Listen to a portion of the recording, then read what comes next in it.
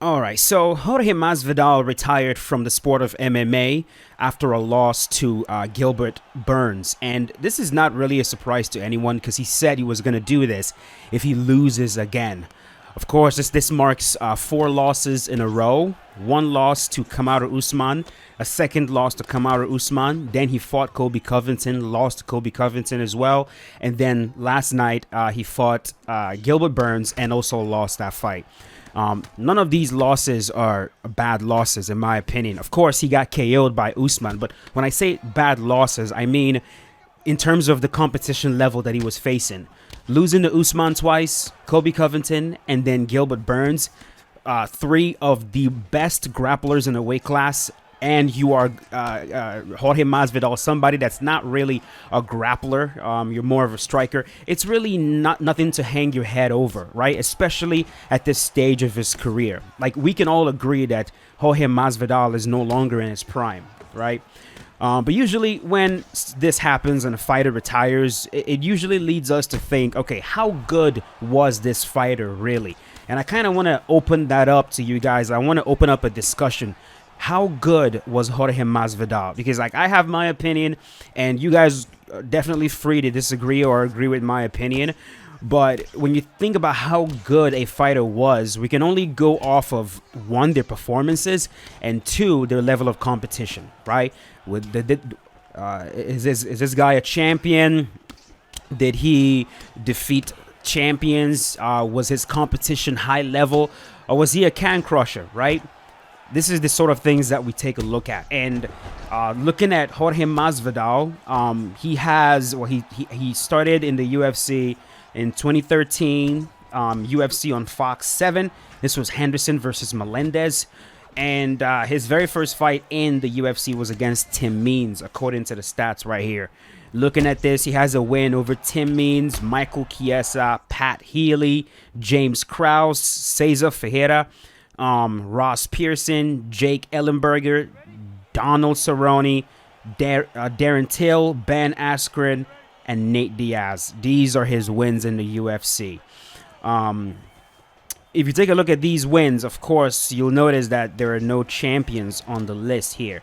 And pretty much every single time that he fought someone that was a champion, he came up short, right? He fought Benson Henderson, lost to Benson Henderson. He had fights against, again, Usman twice. He lost to Usman. And if you take a look at his competition, it seems like there's a certain level that every single time Masvidal fought somebody above that level, he always came up short, right? I mean, he has a loss against Iaquinta, although that loss was controversial, right? Like, you could say that Masvidal should have won that fight, which in turn leads me to the fact that Masvidal seems to have had like two careers, right?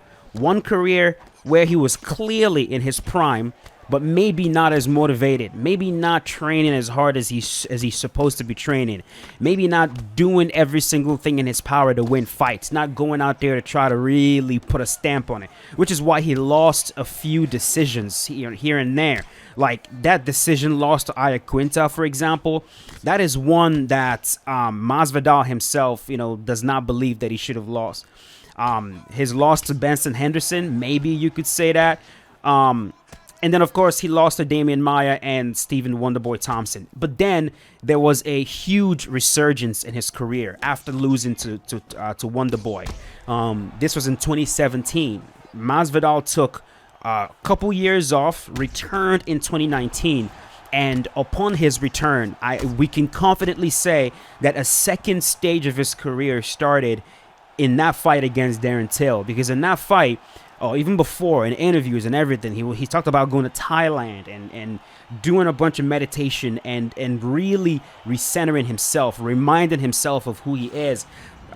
He called himself a peasant at the time. He had to get that mentality out of his mind. Stop acting like a peasant. Go out there, put on a show, try to really stop these guys.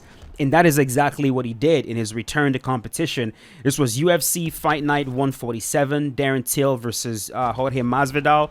At that time, man, Darren Till was the guy, right? Not the guy, but like a huge prospect. big guy in the welterweight division, supposed to be the next champion. Really, really good striking, a powerful southpaw, a tricky style. Somebody that they were really pushing, right? Here he goes, runs into Jorge Masvidal, and Masvidal flattens him, KO, just outright devastates the man. And so there was a resurgence in Masvidal's career, brand new career, right? Like almost stage 2. Now Masvidal is not losing decisions. Masvidal is going out there and putting people away now, right? Then he fought Ben Askren right after that. Ben Askren was a big one, right? Askren entering the UFC from Bellator, I believe. Dude, my mind is completely warped right now. My apologies if I just got that incorrect. But he was exchanged. There was like an exchange that happened in the UFC between Ben Askren and Demetrius Mighty Mouse Johnson, which is still kind of crazy that the UFC did that, but whatever. Ben Askren enters the UFC riding on a massive high, very, very highly credentialed wrestler, grappler. And he was supposed to defeat Jorge Masvidal. He really was. He was supposed to go out there, ground Masvidal, out-grapple him, beat him down. I mean, this is a guy that defeated Robbie Lawler, right? So he goes out there, and Masvidal puts on a performance that will forever be remembered. Forever, bro. One of the most incredible performances in MMA history.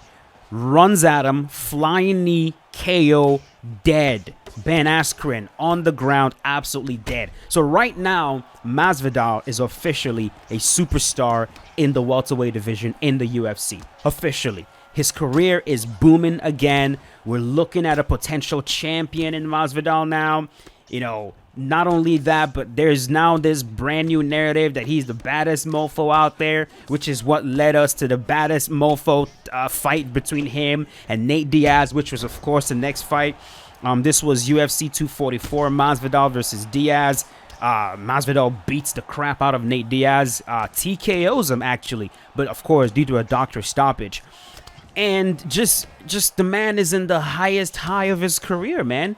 The highest highs of his career, which is what led him to, hey, let's try to get this man an actual undisputed welterweight title. You're already the BMF, the very first BMF. You're holding the belt.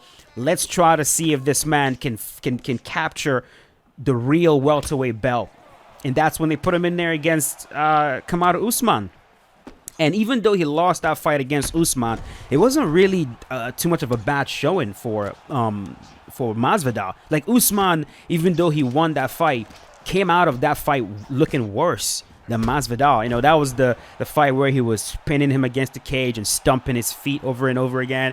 And people just looked at Usman as this extremely boring guy. Here's Masvidal trying to fight, trying to get a KO. Here's our superstar, and you're hugging him against the cage, stomping his feet, right? It just didn't look too good for Usman. So the rematch, and Usman, you know, does what he does, man. Reminded everybody that he is way more than the grappler. Knocks Masvidal out cold. Out cold. And this is what started a second downward spiral of his career, right? He ends up fighting Colby Covington, an old teammate, a brother, a friend, somebody that he was extremely close to. Loses that one. And here we are, man. Fights Gilbert Burns and also loses that one, and he's done. Retired at what, the age of 39? It's been quite the career, man. It's been quite the career. If I had to gauge or say what level I think, how good was Masvidal, I would just say that he was one of the top welterweights in the UFC, in MMA. That's really all I can say. I wouldn't really be able to say, I wouldn't be able to justify calling him championship level because he never won the official title in the UFC, and he never really defeated a champion in the UFC. He came close, but he never really quite got there. And he lost pretty much all of the really high... I don't want to say all of the hype, because, I mean, he was supposed to lose against Darren Till, and he was supposed to lose against Ben Askren. But, you know, the Usmans, the Colbys, the Gilbert Burns. There's just a certain level, that level that's just right above his. He can't quite beat those guys. So again, you guys definitely feel free to disagree with that. I'm sure you guys are gonna have your arguments ready for me. Drop them in the comments section below. In the meantime, he has had an amazing career in the UFC, especially considering where the man started in the streets and made it all the way to the zenith, all the way to the top of mixed martial arts, becoming a multi-millionaire superstar. He's accomplished pretty much everything that I'm sure he wanted to accomplish, besides becoming an undisputed champion in the UFC. So, hey, storied career for the man. Wish him nothing but the best, and I'll leave it at that. That's it, though. You guys let me know what you thought about that in the comment section below. Do you agree? Do you disagree? Let me know. If I made any errors in this video, I'm sure you guys will correct me on that. I'm just kind of spitting, off the top. But yeah, I'll leave it at that. Thanks for watching, boys. Hope you guys enjoyed. Leave a like if you did, and I'll see you guys later. Peace out. Have a good one.